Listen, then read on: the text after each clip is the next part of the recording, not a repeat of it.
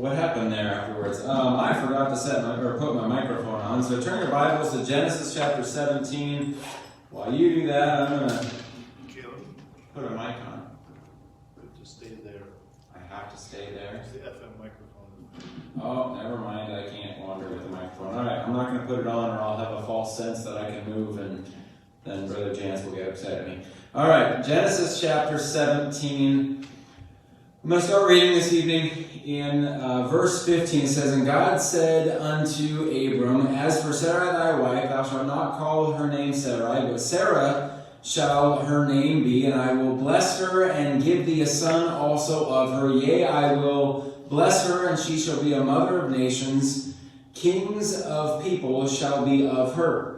Then Abraham fell upon his face and laughed and said in his heart, Shall a child be born unto him that is 100 years old? And shall Sarah that is 90 years old bear? And Abraham said unto God, Oh, that Ishmael might live before thee. And God said, Sarah thy wife shall bear thee a son indeed, and thou shalt call his name Isaac, and I will establish my covenant with him for an everlasting covenant, and with his seed after him." Let's go ahead and stop there and let's have a word of prayer. Lord, I pray that you will use this time that we have in your word tonight. Lord, I pray that you will speak through me. I pray that you will that you will just use the message, Lord. I feel like a broken record in this, but I know that things aren't normal for us, and we're all out of our routine, out of what we're used to, Lord, but your word can still work, Lord. And I pray that you will do exactly that this evening, Lord. Use this time. I pray this in your name. Amen. Tonight I'm going to continue with this idea of seeing God in areas that we often don't see him, areas that he's working, but that we miss it. And tonight what I want us to look at, and I'm going to title it this, and you'll see as we go, I want us to see God in the unexpected. In the unexpected. Now this is something that I'm confident that all of us can relate to. Something that's happened that's completely unexpected, that you had no idea.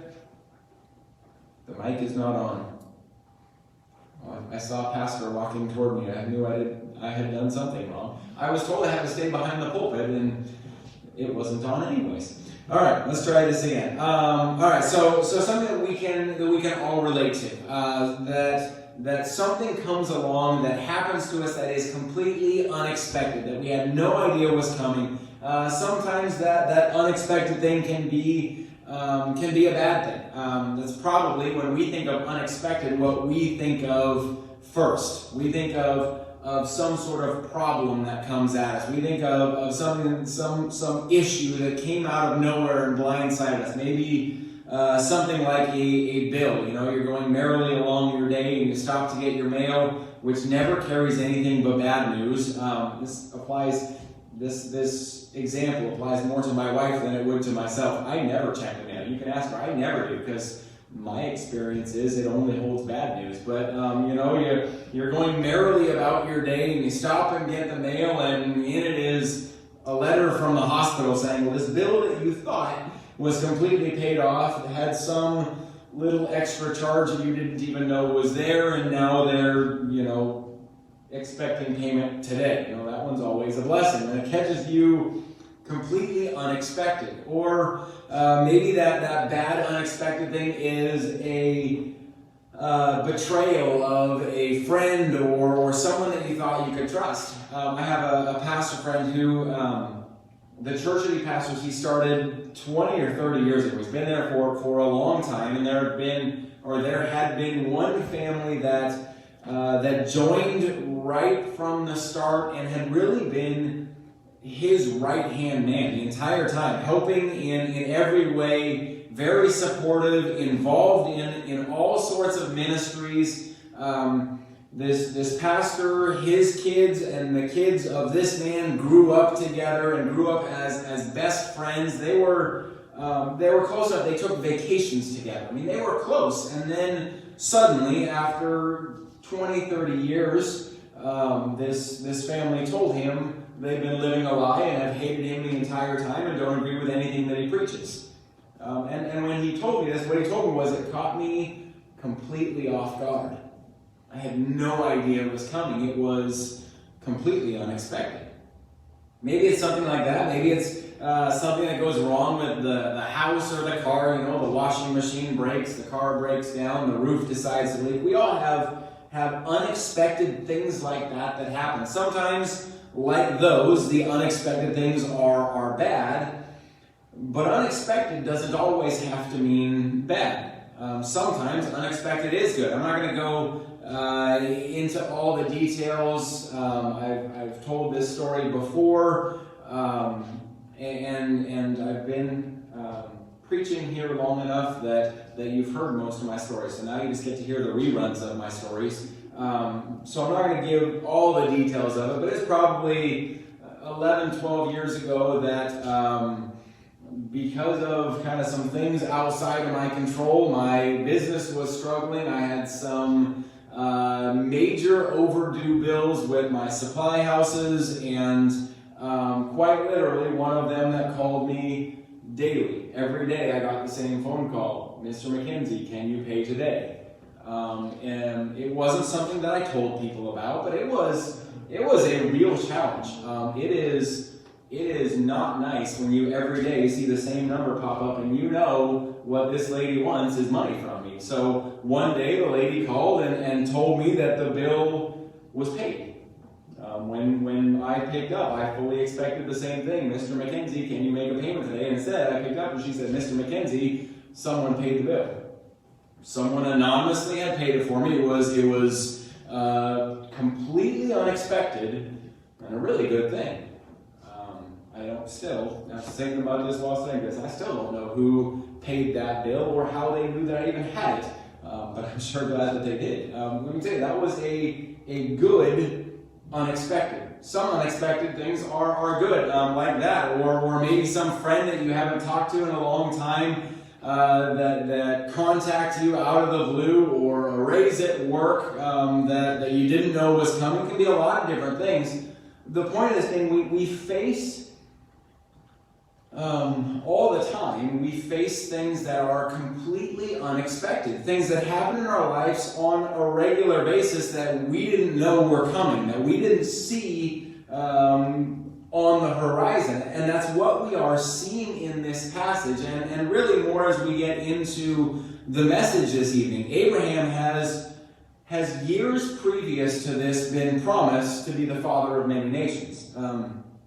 God telling him that they would be as the sand of the sea in number, and yet to this point, Abraham is 99 years old, and he and Sarah hadn't been able to have any children. It would be easy in Abraham's case, and we'll get to this more later. I think Abraham had done this. It would be easy in Abraham's case to say God meant well, and God probably wanted to deliver, but just didn't happen. God had good intentions, but just couldn't come through this time. For Abraham and Sarah to have a child at 99 years old is more than just unexpected. It would have been unheard of. It's a miracle, which is evident by what we see in this passage that we started with. God comes to them and he tells Abraham who is a man who has followed God. We saw that some last week, and obeyed God in what seemed like impossible things, but when God tells them what's going to happen now, they both laugh. They laugh at the possibility and they question God. Look at verse 17 with me again. I have to find where I was. There we go. Verse 17 again. Then Abraham fell on his face and laughed and said in his heart, shall a child be born unto him that is 100 years old? And shall Sarah that is 90 years old bear? And despite that, God had seen, God can be seen all throughout the process. It didn't make sense. It was completely unexpected. It was out of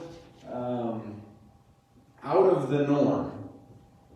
And God can be seen entirely through it. So I want us to look at three areas I want to point out three things tonight with this, where God can clearly be seen. The first is we can see God in the promise. We just read the passage a few moments ago. I'm not going to have us again right now, but let's look at a few things in the promise that God gives to Abraham here. The first thing that we can see is it came from God. That's pretty obvious. Now think about this. God has years previously already told Abraham that he would be the father of many nations. That happened before all of this. So God didn't need to come and tell him again. In this passage, God wasn't obligated to come tell Abraham again what was going to happen. They would have figured it out pretty soon anyways when her belly started to grow. So why did God need to come down and tell them? What was the reason for it? I think the answer is kind of twofold. God came to remind them of his promise. When you think about that, that's something that we see God doing all the time. That he makes a promise in his word, and then he sends reminders of his promise.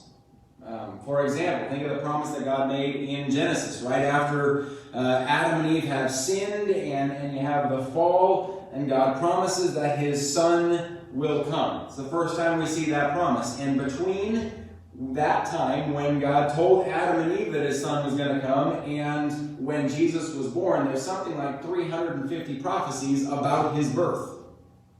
That is God giving reminders. That's God saying, hey, I haven't forgotten. He's still coming. I haven't forgotten about my promise. So the first reason that God came was to give them a reminder of his promise, but then also to show them this was of God. And I think more than anything, or as much as anything, to confirm to them this was of God. This isn't just something that happened. This was designed by God, all part of his plan. We see God in the promise because he personally gave it. We can see God in the promise because it was a God-only way. Think about this for a minute, but it wasn't an accident that God waited until they were old to give them this child. That wasn't by accident.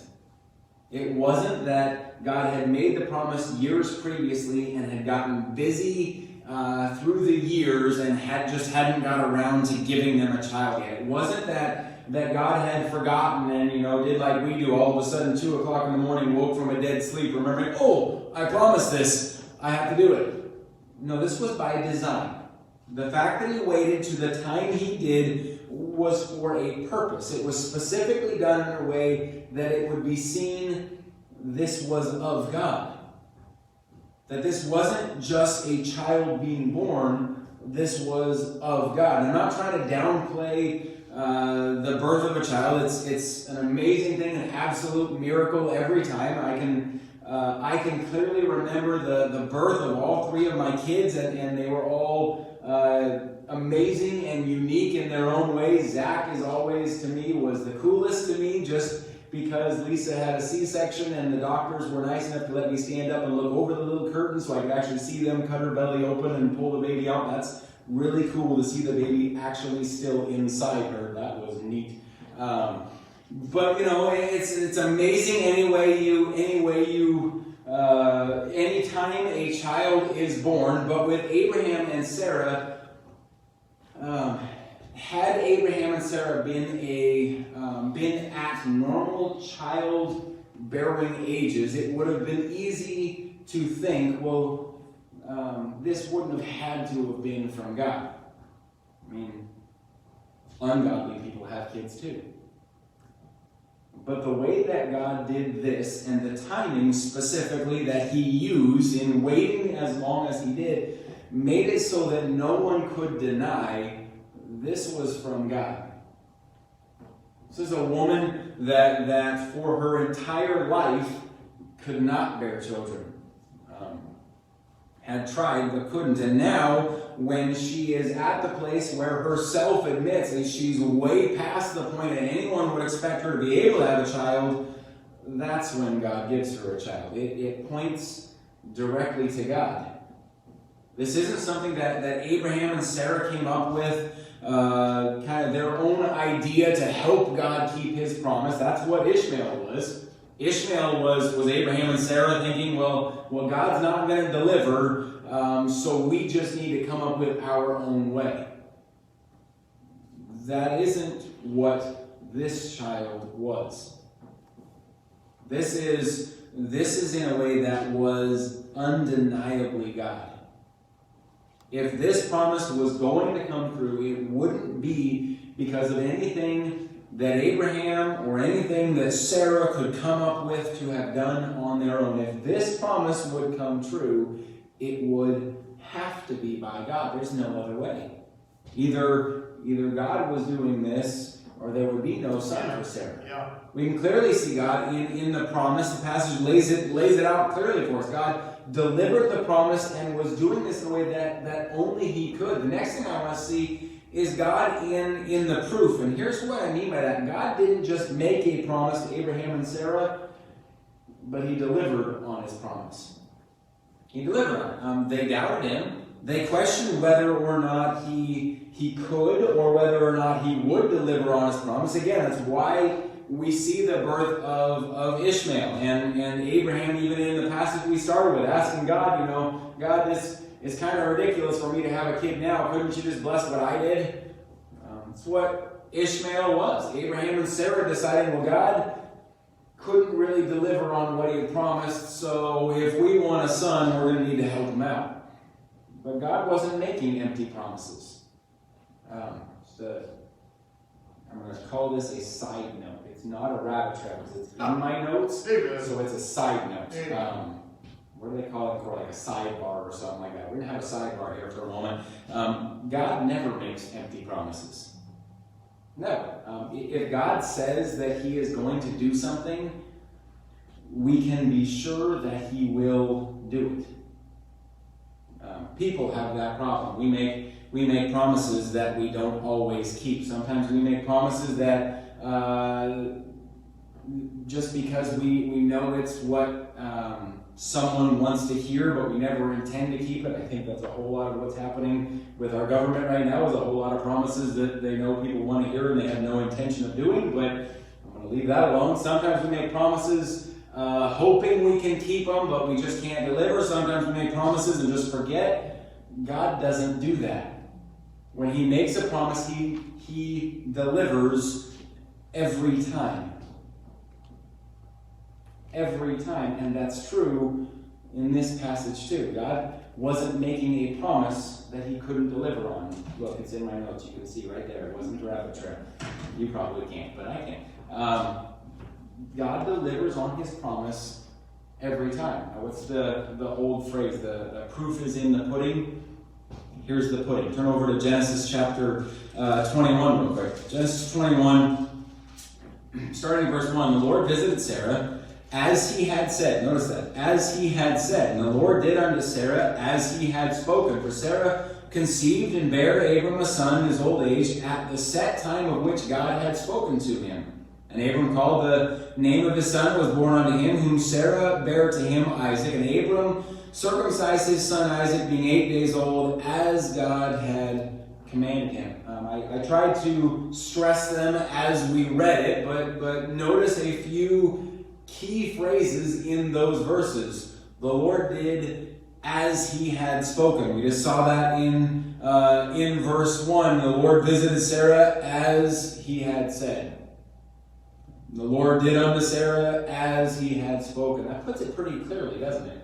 God promised it. God said, this is the way that this is going to be, and it was just like he said. Everything that he told Abraham and Sarah, he did.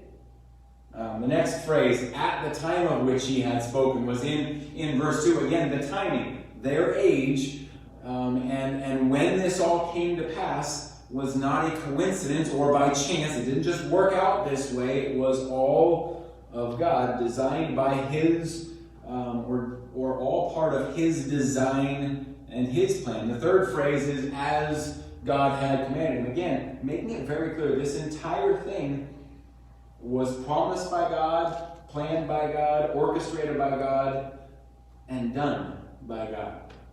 He delivered on his promise. He didn't just make a promise to Abraham and Sarah. He proved it. He delivered on it. Which also is a pattern that we see from God. I think of Romans 5:8. God commendeth his love toward us in that while we were yet sinners, Christ died for us. That word commendeth means he showed or proved. It's not just God saying, hey, I love you, but he showed it. He proved it. God all through his word tells us he loves us. And then in the act of sending his son to die for our sins, he proved it. He delivered on it. In this passage, in the birth of Isaac, we can see God in the promise, and we can see God in the proof. And then lastly tonight, we can see God in the provision. And you could say in the provision or in the protection. Look over Genesis chapter 22, one chapter over. Starting in verse 1, it came to pass after these things that God did tempt Abraham and said unto him, Abraham, and he said, Behold, here I am. And he said, Take now thy son, thine only son Isaac, whom thou lovest, and get thee in the land of Moriah, and offer him therefore a burnt offering upon the mountains, which I will tell thee of. And Abraham rose up early in the morning, and saddled his ass, and took 2 of his young men with him, and Isaac his son, and clave the wood for the burnt offering, and rose up and went unto the place of which God had told him. Then skip down to verse 8. Abraham said, My son, God will provide himself a lamb for a burnt offering. So they went both of them together. Skip down again, this time to verse 10. And Abram stretched forth his hand and took the knife to slay his son. And the angel Lord called unto him out of heaven. And he said, Abraham, Abraham. And he said, Here am I. And he said, Lay not thine hand upon the lad, neither do thou anything unto him, for now I know that thou fearest God, seeing thou hast not withheld thy son, thine only son, from me. And Abraham lifted up his eyes, and looked, and behold, behind him a ram caught in the thicket by his horns. And Abraham went and took the ram, and offered him up for a burnt offering in the stead of his son. Again, think about this. We're looking at God in unexpected things. This entire passage is unexpected. God has finally given you the son that he promised years before. You've waited years for this promise to come true, and then after it finally does, you wake up one morning to God saying, you know that son I gave you that you love, that one you waited so many years for, I want you to sacrifice him to me. As a dad, I can't imagine what must have been going through his head.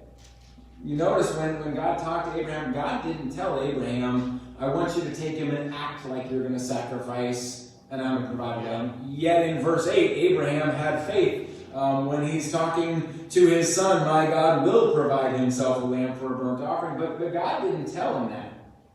I can't imagine as a dad what must have been going through his head. Being totally honest, as a parent, the concept is beyond what I think any of us can even conceive. The idea of sacrificing our kids is unthinkable. But for Abraham and Sarah, even more so, that there is this added element that this is the son that God promised them.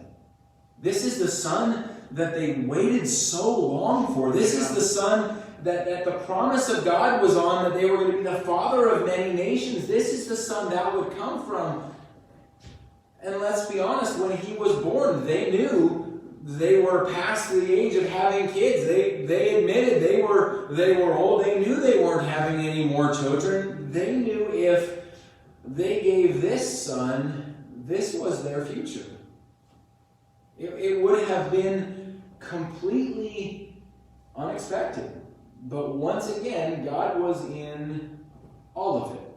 The passage, or the verses we just read, God said in verse 1 and 2, God said to Abraham, this is what I want you to do. Again, he didn't mention anything about how he would provide another way.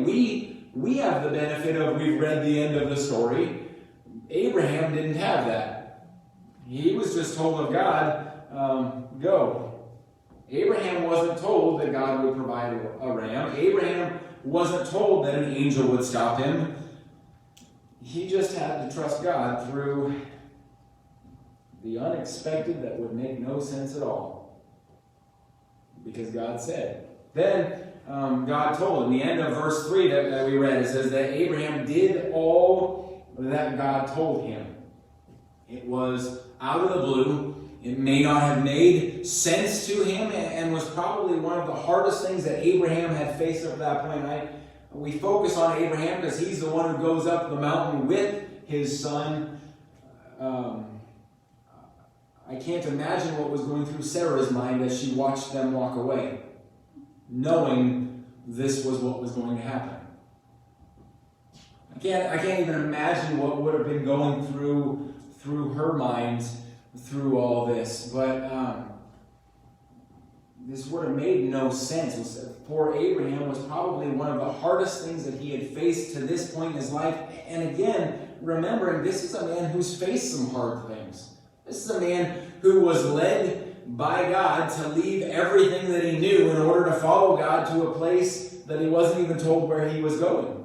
This is a man who the one relative, Lot, who had come with him when he left, had to separate from him because they had grown too much and went into sin and nearly got destroyed with Sodom. This is a man who's faced some struggles in his life, but being told to sacrifice the son that you've waited your entire life for, I think would have been the hardest thing of all of that.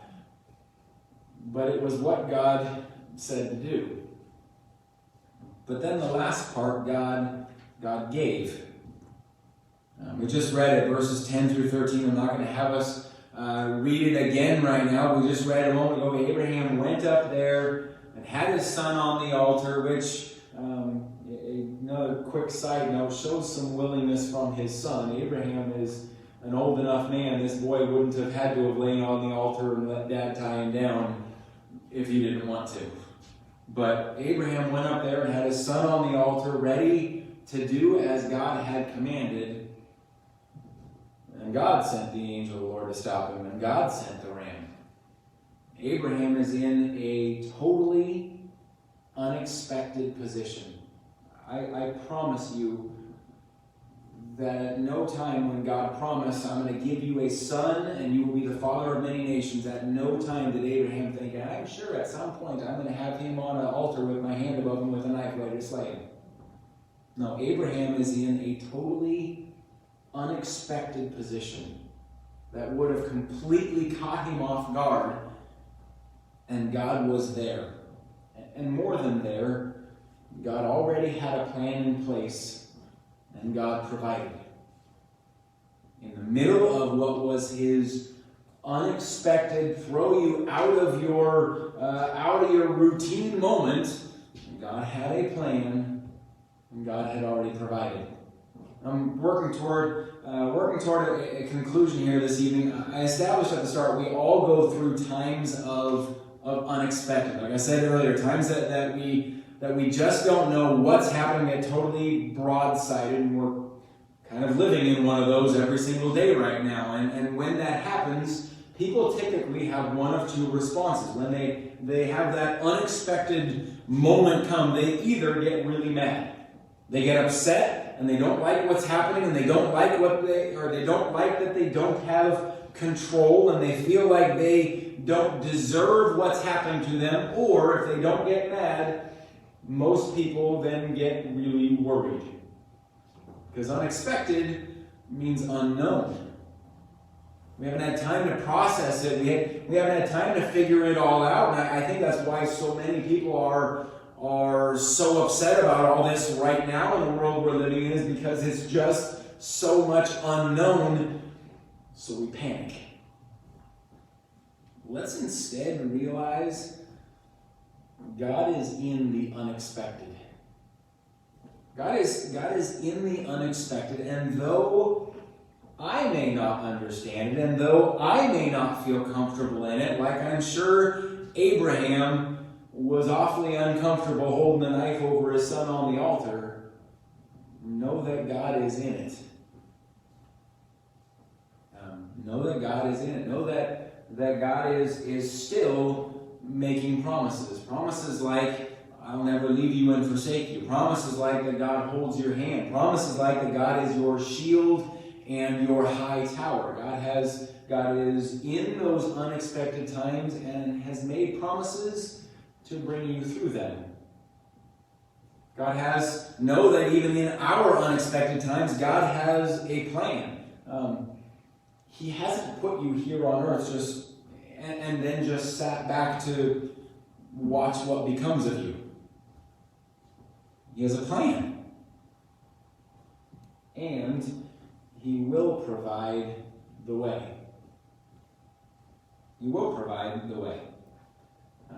See that with Abraham. We see it over and over in our Bible. So when the unexpected comes, or like right now, when we're living in the unexpected, don't get upset. Don't get scared. No need to panic. Because God is there too. And better than just God being there, even in these times of, seems like every day is unexpected, as we said, every day changes, He's still in control. He still promises to take care of you. He still has a plan, and He still provides the way for us to get through. Let's pray. Lord, I pray that You will help us to learn to trust You, to rely on You. I think that's the key, looking at Abraham's life as he's going through all of this that would have been just so unexpected and blindside after blindside, having no idea what's going to happen or what to do. And yet through all of it, You were there. You were promising. You had a plan. And You brought them through. Because time after time, Abraham, when hit with that unexpected, turned to You. Lord, help us as we are, again, living in a time that seems like just unexpected after unexpected. Help us to learn You're still there. You're still in control. You're still providing. You still have a plan, and You're still providing the way for us. Lord, help us to learn to turn to You. Pray this in Your name. Amen. Wonderful message this evening, wonderful. We're going to go ahead and give you opportunity to bow before the Lord. I want to encourage you to do that before you dismiss your family and do all the rest of the things that you'll be doing tonight, to take some time and get on your knees before the Lord, spend time in prayer. Perhaps lead your family in a moment of prayer as well. And so Pastor Caleb is ready. He's going to begin the piano playing and give you opportunity. Then he'll close us in prayer in just a moment.